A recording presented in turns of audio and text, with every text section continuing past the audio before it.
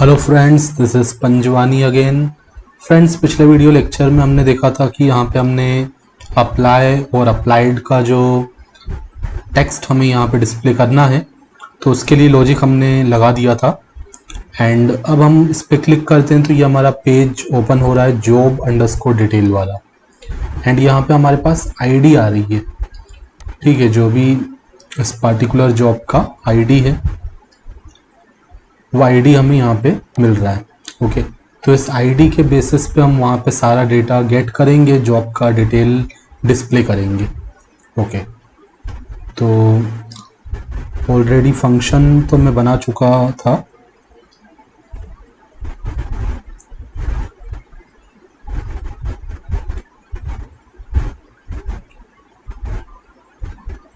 ठीक है, ये हमारा मॉडल वाला पेज है एंड व्यूज़ के अंदर हम ऑलरेडी फंक्शन बना चुके हैं, जॉब अंडरस्कोर डिटेल नाम का।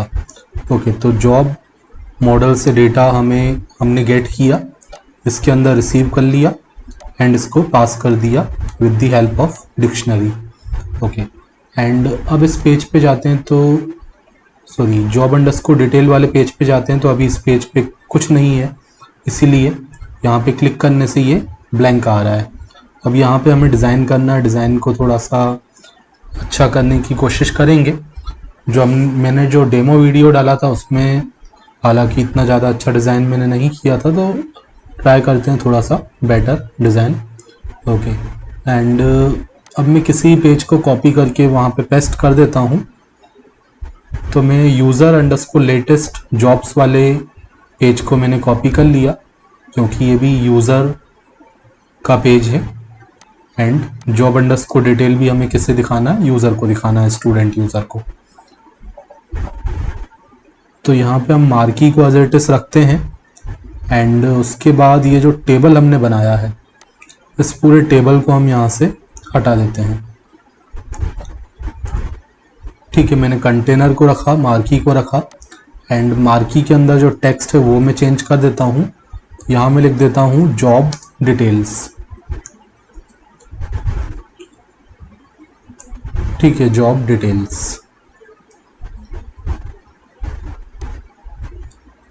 ठीक है, तो ये हमारे पास नेविगेशन बार आ गया एंड उसके बाद यहाँ पे मार्की में जॉब डिटेल्स लिखा हुआ है।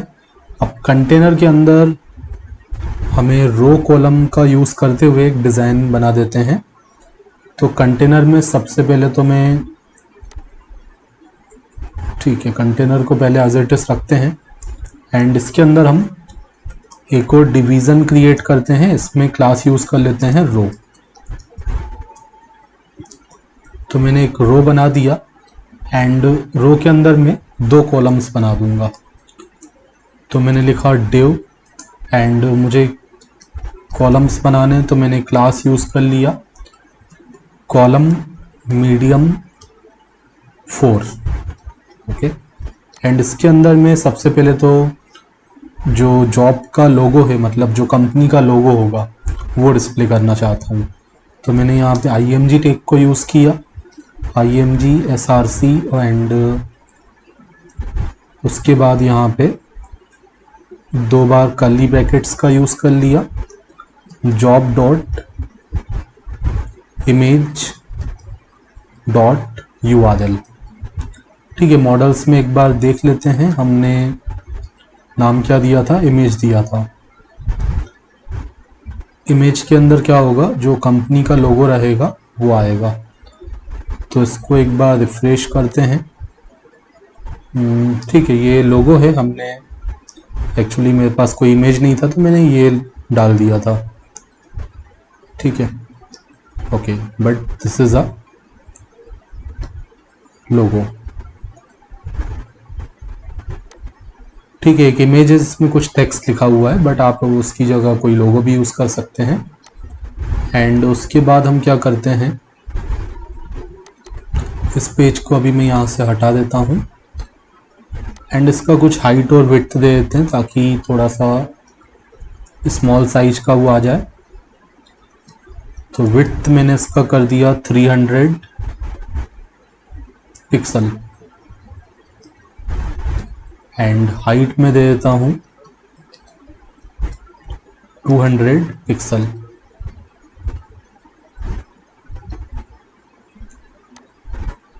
ठीक है, तो ये काफ़ी ज़्यादा छोटा दिख रहा है। 300 पिक्सल एंड हाइट में दे दिया 200 पिक्सल। ठीक है, आप अपने अकॉर्डिंग जो भी इसका हाइट विड्थ देना चाहते हैं वो दे सकते हैं।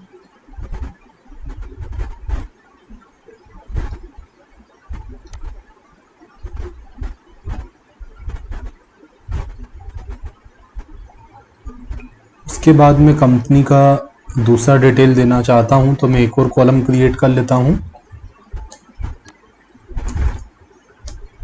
और इसका साइज में दे दिया 6।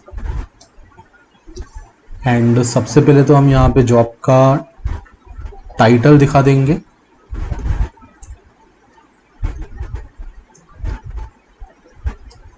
तो मैंने लिखा job dot title.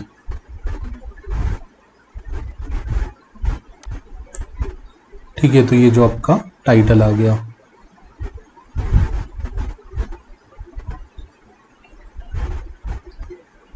And job title के बाद जॉब टाइटल को हम H2 टैग के अंदर रख लेते हैं।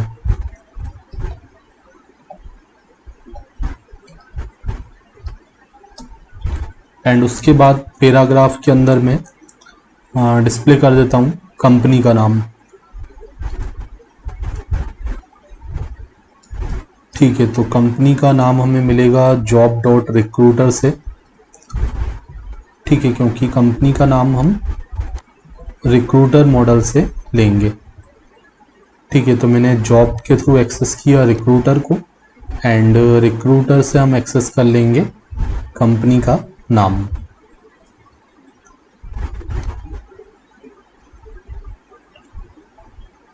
ठीक है, तो इसमें कंपनी का नाम है, ये हमें एक्सेस करना है। तो यहाँ पे मैंने लिखा job dot recruiter dot company.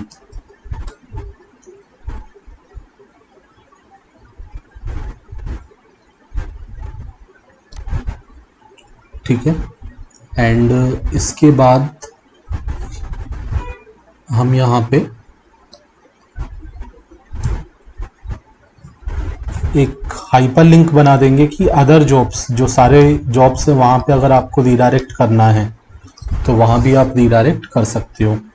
तो मैंने यहाँ पे एक एंकर टैग बनाया, उसमें HREF में हम प्रोवाइड कर देते हैं जो यूज़र को सारे जॉब्स जहाँ पे डिस्प्ले होते हैं टेबल के अंदर, जिसका नाम था यूज़र अंडरस्कोर लेटेस्ट जॉब्स, यहाँ पे मैं रीडायरेक्ट करवाना चाहता हूँ।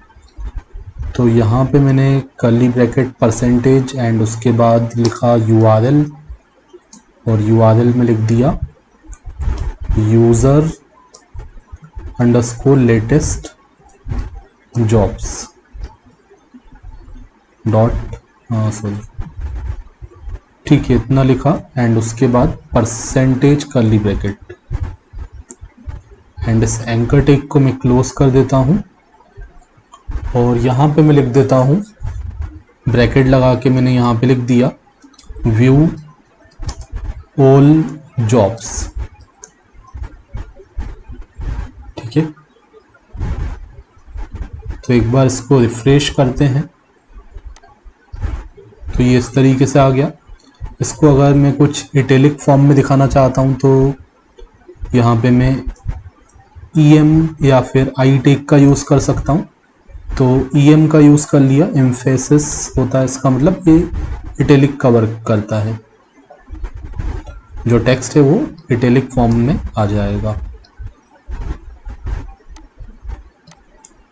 ठीक है, तो ये कुछ इटैलिक फॉर्म में आ गया एंड इस पर क्लिक करेंगे तो ये सारे जॉब्स यहाँ पे डिस्प्ले हो जाएंगे। ठीक है, ये थोड़ा प्रॉपर लग रहा है क्योंकि वहाँ पे इमेज जो थी हमारे पास वो सही नहीं थी, मतलब टेक्स्ट उसमें था। ठीक है, तो ये कुछ प्रॉपर लग रहा है। ये कंपनी का लोगो हो गया। अब लोगो में भी आप इसको अगर राउंडेड करना चाहते हैं, बॉर्डर इसके राउंडेड कर सकते हैं। ठीक है, रेडियस का यूज़ करके, बॉर्डर रेडियस का यूज़ करके, तो काफ़ी सारी प्रॉपर्टी होती है इमेज पे लगाने के लिए, वो भी आप इसमें कुछ लगा सकते हैं।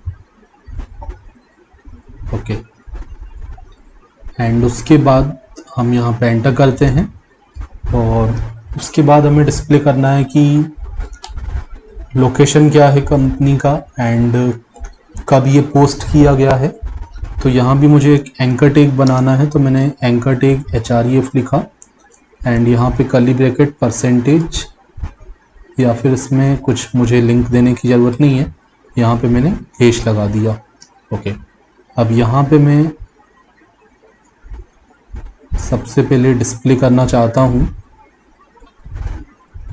लोकेशन, तो मैंने लिखा job dot location.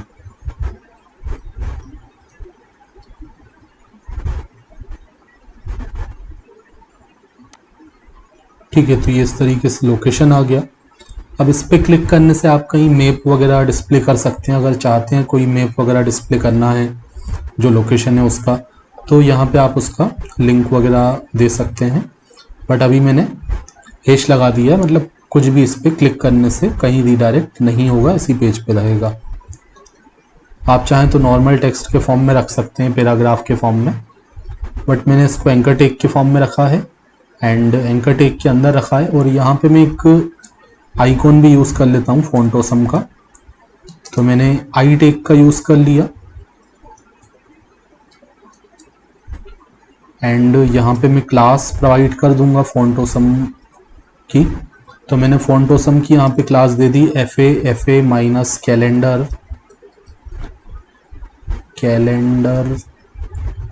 FA minus calendar and अब इसको किया रिफ्रेश। ओके, अब थोड़ा सा मार्जिन अगर हम चाहते हैं कि जो फॉन्ट ऑसम का आइकॉन है और जो टेक्स्ट है उसमें मार्जिन आ जाए, तो यहाँ पे मार्जिन क्लास यूज़ कर लेते हैं, मार्जिन दे देते हैं राइट से 2। रिफ्रेश किया। ओके, अब इसी तरह क्रिएशन डेट, सॉरी ये कैलेंडर नहीं, यहाँ पे मुझे क्या देना चाहिए, ठीक है इसको मैं कॉपी कर लेता हूँ। कैलेंडर तो मुझे देना है लेकिन वो जब डेट डिस्प्ले करूँगा वहाँ देना है। यहाँ पे यहाँ मैं लिख देता हूँ job dot creation date and यहाँ पे मैं कैलेंडर नहीं देना है मुझे, आइकॉन यहाँ पे मैप का देना चाहता हूँ, तो FA minus map minus marker. ये सब आइकॉन्स के नाम आपको फॉन्ट ऑसम की वेबसाइट पे मिल जाएंगे। ओके, तो ये आइकॉन आ गया इस तरीके का। इन दोनों के बीच में अगर कुछ मार्जिन देना चाहते हैं, दोनों जो अलग अलग हाइपरलिंक्स हैं, तो मुझे मार्जिन कहाँ देना पड़ेगा, यहाँ पे। तो क्लास एंड मार्जिन दे दिया राइट से 2।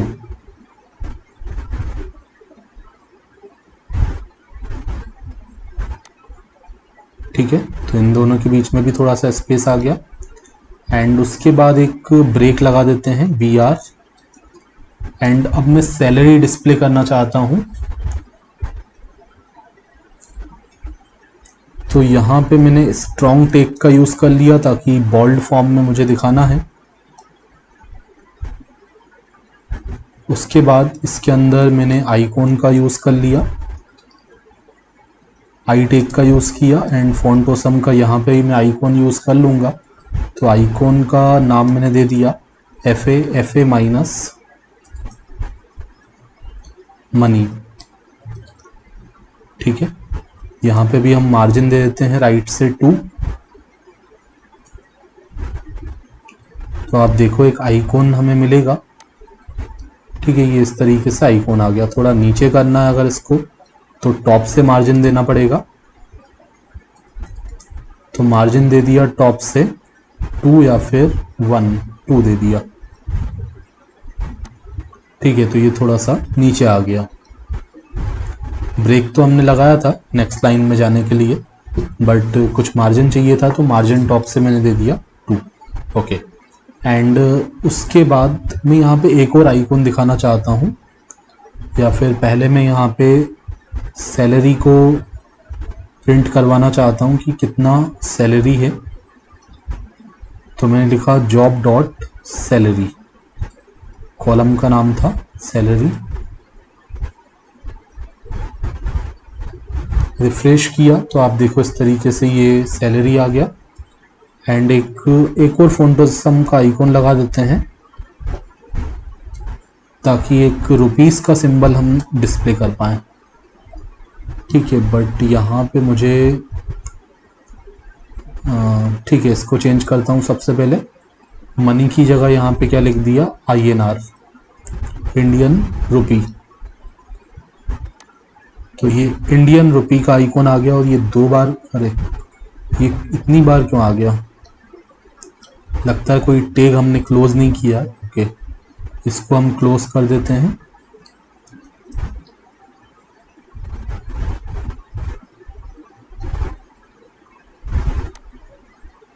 ठीक है, तो ये कुछ इस तरीके का हमें मिल रहा है।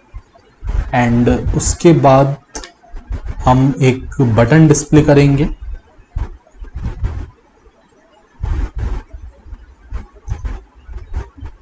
ठीक है, तो यहाँ पे मैं एक बटन क्रिएट कर लेता हूँ।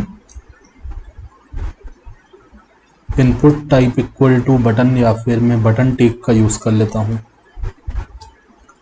ठीक है, मैंने बटन टैग को ओपन किया, क्लोज किया, और इसके बीच में मैं लिख देता हूँ apply for this job, apply for this job. ठीक है, तो हम देखते हैं ये कैसा डिस्प्ले हो रहा है। इस बटन को मैं चाहता हूँ नेक्स्ट लाइन में आ जाए, तो ये या तो हम BR टैग का यूज़ कर लेंगे, या तो यहाँ पे मैं एक div टैग लगा देता हूँ। ठीक है, इसको मैंने div टैग के अंदर रख दिया, तब भी ये नेक्स्ट लाइन में आ जाएगा। ओके, एंड अब इसमें कुछ CSS वगैरह अप्लाई कर देते हैं, CSS एंड कुछ क्लासेस लगा देते हैं। बटन का सबसे पहले तो टाइप बताते हैं। तो ये जो हमारा बटन है वो सबमिट का बटन है, फॉर्म सबमिट करना है। ठीक है, हमें एक फॉर्म भी बनाना पड़ेगा। ठीक है, अभी तो फिलहाल के लिए मैं बटन डिज़ाइन करके दिखा देता हूँ आपको। ठीक है, मतलब फॉर्म टैग के अंदर रखना पड़ेगा इसको। एंड क्लास में दे दिया बटन, बटन माइनस डेंजर।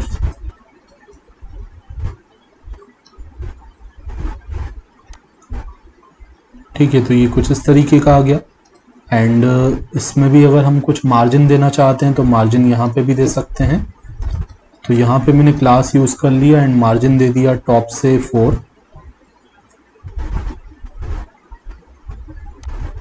ठीक है, तो ये नीचे आ गया।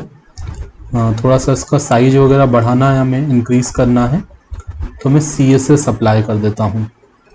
स्टाइल इक्वल टू विड्थ मैंने दे दिया इसका 200 पिक्सल, एंड हाइट भी दे दिया 40 पिक्सल।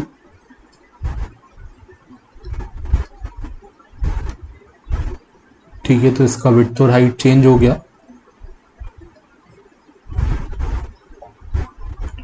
कुछ इसमें बैकग्राउंड कलर वगैरह अगर आपको चेंज करना है तो वो भी आप कर सकते हैं। फॉन्ट का साइज थोड़ा सा बड़ा कर देता हूँ।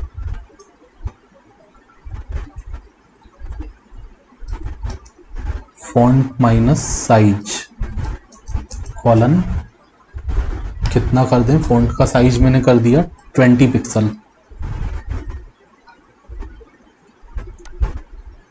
ओके, या फिर जैसा पहला था वैसा भी रख सकते हैं,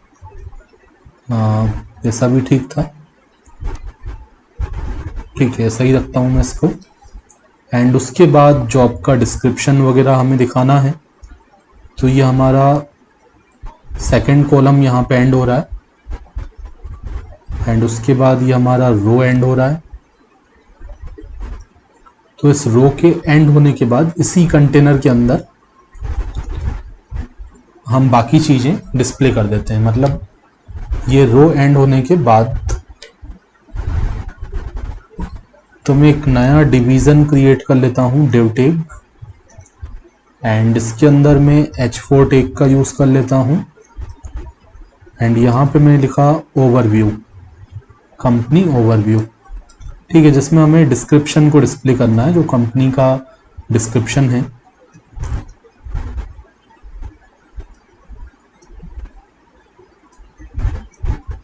तो मैंने यहाँ पे लिखा जॉब डॉट डिस्क्रिप्शन।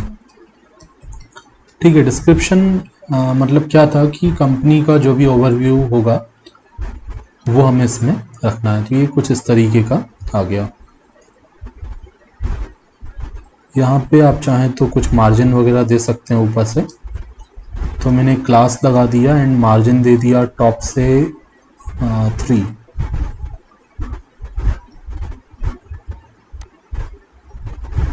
ठीक है, अभी ये तो मैंने जस्ट 25 वैकेंसीज लिख दिया था, लेकिन डिस्क्रिप्शन में काफ़ी कुछ हो सकता है।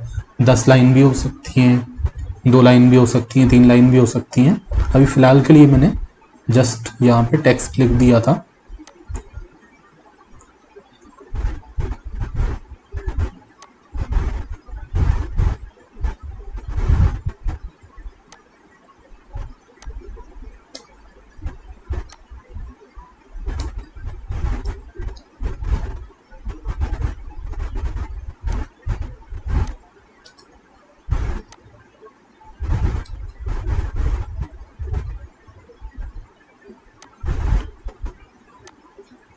ठीक है, इस वाले पे क्लिक करते हैं तो यहाँ पे कुछ इस तरीके का आ रहा है। ये गलत पेज पे रीडायरेक्ट क्यों हो रहा है? आई थिंक यहाँ पे मैंने URL गलत दिया हुआ है। ओके, तो सबसे पहले तो ये करेक्ट करते हैं, यहाँ पे URL गलत दिया हुआ है। तो हम ओपन करते हैं यूज़र का नेविगेशन बार। यहाँ पे मैंने दिया है user_latest jobs। ओके, तो आई थिंक मैंने नेविगेशन बार गलत दिया होगा। तो job_details पे हम देखते हैं। ओके, यहाँ पे मुझे यूज़र का नेविगेशन देना है, user_navigation। ओके, अब सही है। अब अगर इस पर मैं जाता हूँ और इस पर क्लिक करता हूँ तो इसमें 25 वैकेंसीज मैंने लिखा है। इसमें क्या लिखा है? अर्जेंट नीड लिख दिया, बट मल्टीपल लाइन का भी ओवरव्यू हो सकता है। ठीक है, तो मॉडल में हमने इसका जो फील्ड रखा था तो वो I think class character field रखा था, जिसमें आप मल्टीपल टेक्स्ट लिख सकते हैं। ठीक है, कैरेक्टर फील्ड साइज मैंने 300 दिया था, आप उससे ज़्यादा भी रख सकते हैं, या फिर इसको टेक्स्ट फील्ड करके भी कर सकते हैं।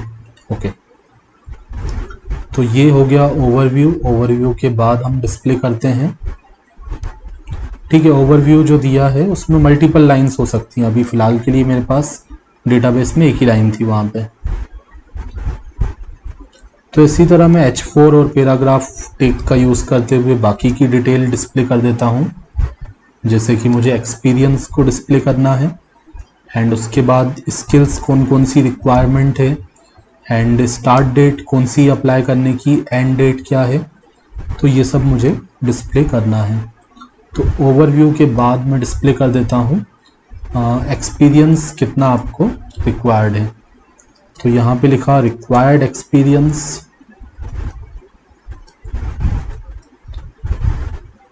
Job dot experience.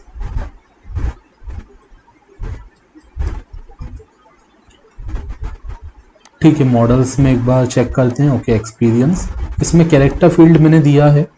तो आप जब एक्सपीरियंस वहाँ पे एंटर करेंगे तो आप ऐसा भी लिख सकते हैं 1 से लेके 2 साल का एक्सपीरियंस, 3 से लेके 4, मतलब हाइफन का यूज़ कर सकते हैं।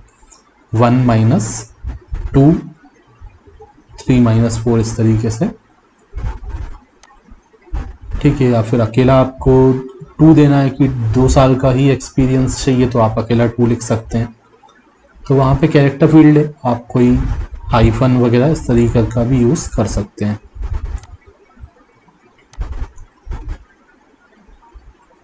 ठीक है, जॉब डॉट एक्सपीरियंस, देन उसके बाद स्किल्स कौन कौन सी रिक्वायरमेंट है। तो यहाँ पे मैंने लिखा स्किल्स रिक्वायर्ड।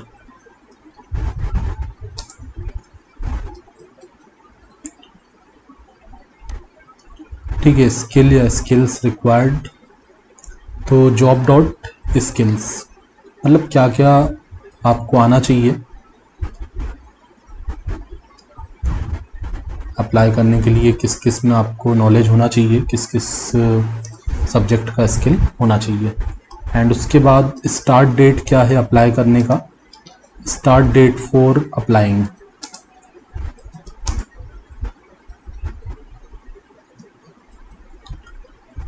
ठीक है, तो यहाँ मैंने लिखा स्टार्ट अंडरस्कोर डेट।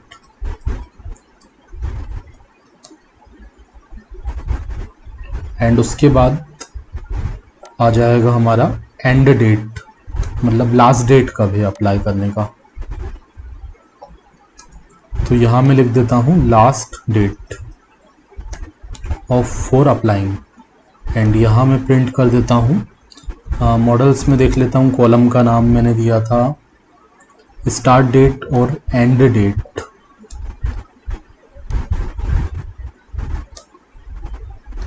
ठीक है, रिफ्रेश कर दिया। तो अब आप देखो ओवरव्यू आ गया। रिक्वायर्ड एक्सपीरियंस ये मल्टीपल लाइंस का भी हो सकता है, 10 लाइन का भी हो सकता है, 50 लाइन का भी हो सकता है। आपको मॉडल्स में उसके अकॉर्डिंग वहाँ साइज भी देना पड़ेगा जितना आप रखना चाहते हो, या टेक्स्ट फील्ड आप बना सकते हो ताकि कितना भी टेक्स्ट हम रख पाएँ। ओके, यहाँ पे एक्सपीरियंस आ गया। अब इसके आगे मैं ईयर्स लगा देता हूँ। ठीक है, शॉर्ट फॉर्म में लिख दिया।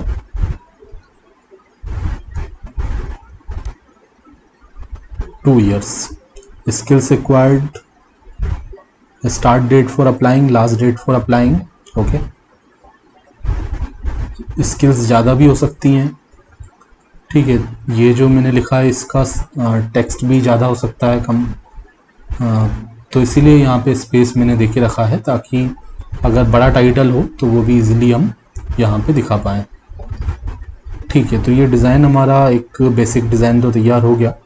अब इस पर क्लिक करने पे हमें क्या वर्क करना है वो हम देखेंगे नेक्स्ट वीडियो लेक्चर में। फ्रेंड्स, अगर वीडियो पसंद आ रहे हैं तो आप ज़्यादा से ज़्यादा शेयर कीजिए। एंड मिलते हैं नेक्स्ट वीडियो लेक्चर में। Thanks for watching.